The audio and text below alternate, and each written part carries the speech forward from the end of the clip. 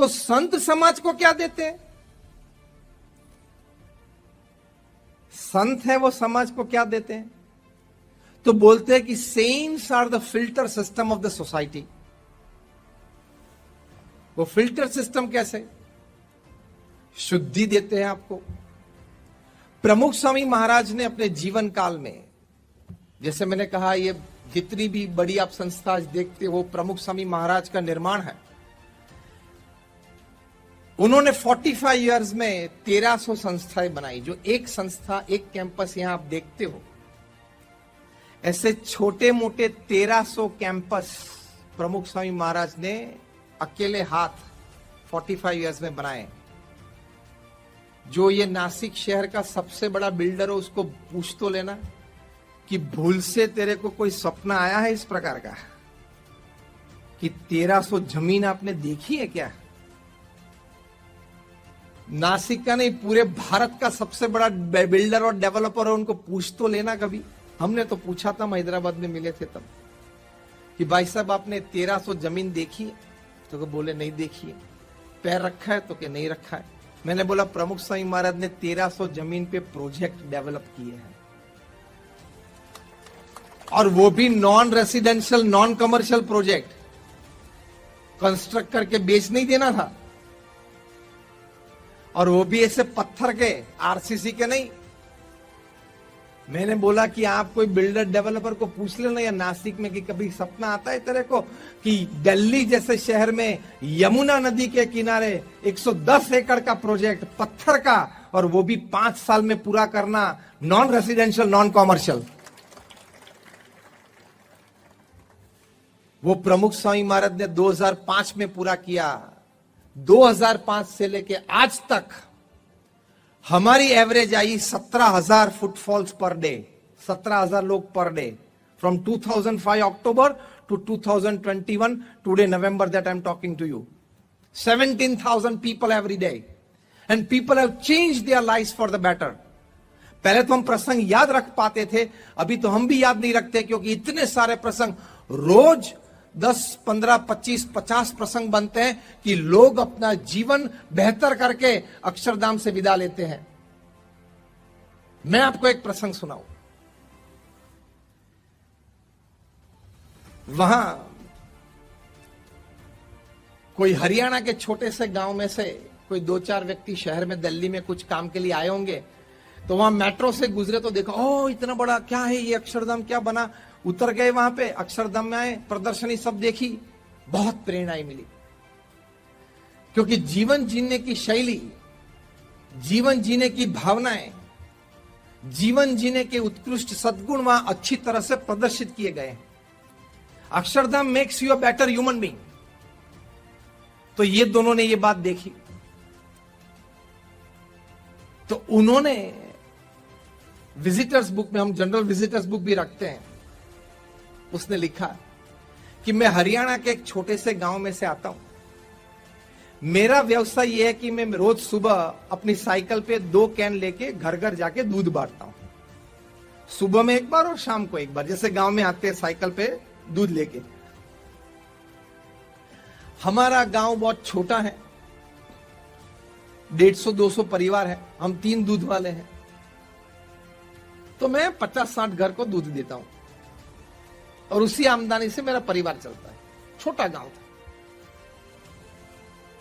और मैं अपने जीवन में 50 साल की आयु में सिर्फ 2 बार मैं यहां दिल्ली आया हूं। एक बार हमारे गांव में कोई बड़े घर में शादी थी तो बारात में आया था, और दूसरी दफा अभी आया। लेकिन आज ये अक्षरधाम देखा, प्रदर्शनी सब देखी, इतनी प्रेरणाएं मिली कि आज से मैं प्रतिज्ञा लेता हूं कि मैं अपने दूध में पानी नहीं डालूंगा। उसने जाके और 2 दूध वाले को गांव में बात की कि मुझे तो इतनी प्रेरणाएं मिली। वे दोनों अक्षरधाम देखने के लिए आए, उन दोनों को भी ये प्रेरणाएं मिली, उन दोनों ने भी ये प्रतिज्ञा ली। इसलिए हम कई बार कहते हैं कि हरियाणा के एक छोटे से गांव में आज पूरा गांव बिना पानी मिला हुआ दूध पीता है, थैंक्स टू अक्षरधाम। संत ये कार्य कर सकते हैं समाज में कि प्रमुख स्वामी महाराज ने अक्षरधाम खड़ा किया। तो मैंने आपको एक छोटा सा ये प्रसंग कहा वैसे छोटा सा नहीं है, बहुत बड़ी बात है। बड़ों को ये प्रेरणा दे सकता है प्रसंग, क्योंकि जब चंद्र पे पहला पैर नील आर्मस्ट्रांग ने रखा था, तब न्यूयॉर्क टाइम्स ने टाइटल पेज पे लिखा था कि 1 step by a man but a giant leap for mankind. उसी तरह अक्षरधाम में किसी ने प्रतिज्ञा ली कि मैं अपने दूध में पानी नहीं डालूंगा। 1 step by a man but a giant leap for mankind. आज हम सभी को यह प्रेरणा मिली। आनंद तो हुआ कि नहीं कि हम भी कुछ सुधर सकते हैं। सुधरने की कुछ तो प्रेरणा मिली, एक विचार तो आया। यह प्रसंग बना था 2006 में, 15 साल पहले का एक प्रसंग आज हमें इतने हजारों किलोमीटर दूर नासिक में यह प्रेरणा दे सकता है। यह संत का कार्य है समाज में। इसलिए saint is the filter system of the society.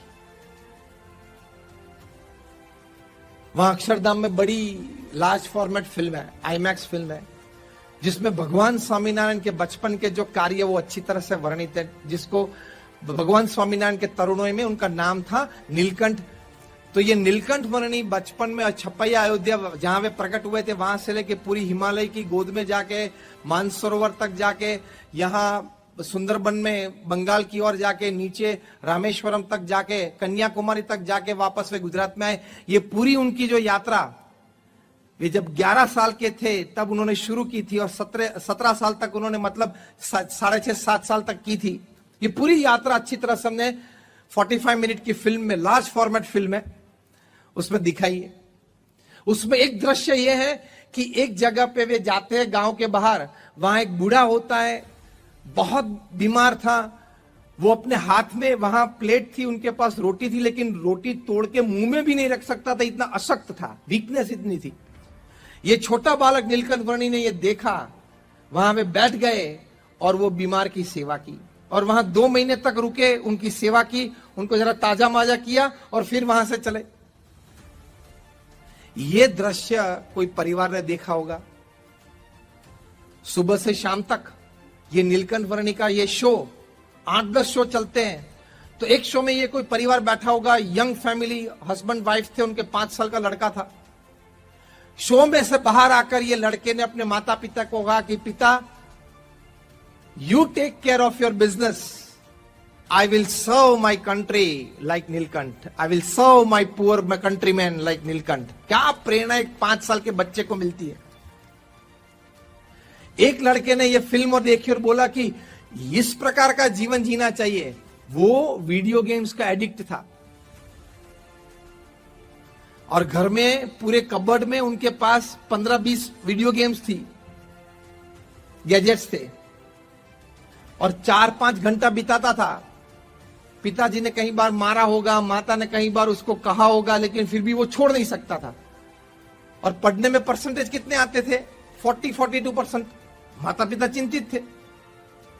ये फिल्म देखी और उस लड़के को प्रेरणा हुई कि ये नीलकंठ मेरे जितने उम्र का है और वो इतनी सेवा कर सकता है, मैं भी कुछ करूं।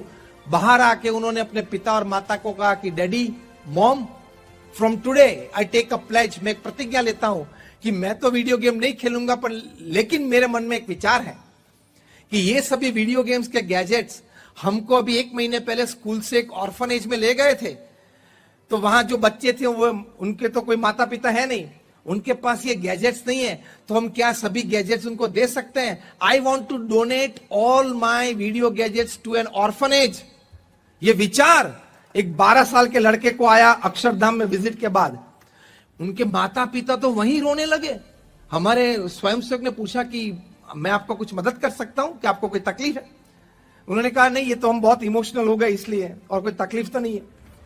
फिर ऑर्फनेज में ले गया। वहां ऑर्फनेज में कहा कि देखो, आप लाइब्रेरी सेटअप करना, इन बच्चों को कभी हफ्ते में एक बार 15 मिनट 20 मिनट के लिए खेलने देना, उनको ये भी पता चले कि ये भी एक दुनिया है, वो एडिक्ट ना बन जाए, इसलिए वहां तो कंट्रोल होता है। तो लाइब्रेरी बनाना, हफ्ते में एक बार उनको 20 मिनट के लिए खेलने के लिए देना। ये बच्चे ने वीडियो गेम्स की आदत छोड़ दी। वो बच्चा 65% लाता था, आज वो 95% लाता है। आज उसको मेडिसिन में एडमिशन मिल गया है, माता पिता को खुशी है, थैंक्स टू अक्षरधाम।